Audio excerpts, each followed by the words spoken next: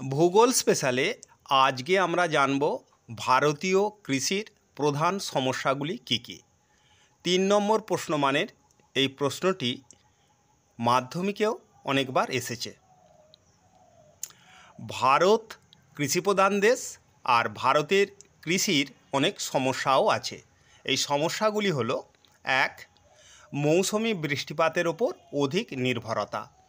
ভারতের কৃষি ব্যবস্থা মৌসুমি বৃষ্টিপাতের ওপর সর্বাধিক নির্ভরশীল, কারণ মৌসুমি বৃষ্টিপাতের ওপর নির্ভর করেই ভারতের বেশিরভাগ ফসল উৎপন্ন হয়।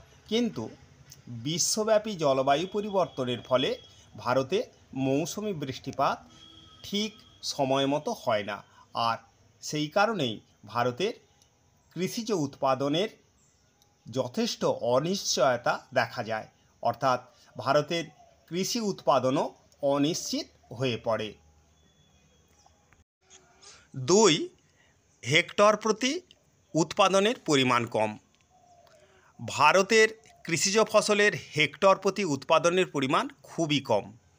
সীমিত জলসেচ, উচ্চ ফলনশীল বীজের অভাব, কৃষি যন্ত্রপাতির সীমিত ব্যবহার, আধুনিক কৃষি সম্পর্কে ধারণার অভাব ইত্যাদি হলো এর প্রধান কারণ। 3. মাথাপিছু কৃষিজমির পরিমাণ কম। ভারতে মাথাপিছু কৃষিজমির পরিমাণ খুবই কম, মাত্র 0.3 হেক্টর।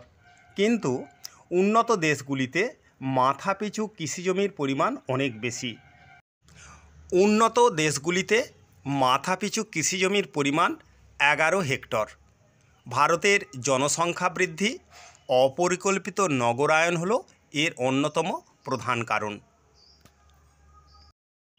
4. ভূমিক্ষয়। অবৈজ্ঞানিক পদ্ধতিতে পশুচারণ, অনিয়ন্ত্রিতভাবে গাছ কাটা ইত্যাদির জন্য প্রতি বছর প্রচুর পরিমাণ উর্বর মাটি কৃষিজমি থেকে ক্ষয়প্রাপ্ত হয়ে অপসারিত হচ্ছে। এতে করে মৃত্তিকা ক্ষয়, কৃষিজমির উর্বরতা হ্রাস পাচ্ছে, যার জন্য কৃষি উৎপাদন কমে যাচ্ছে।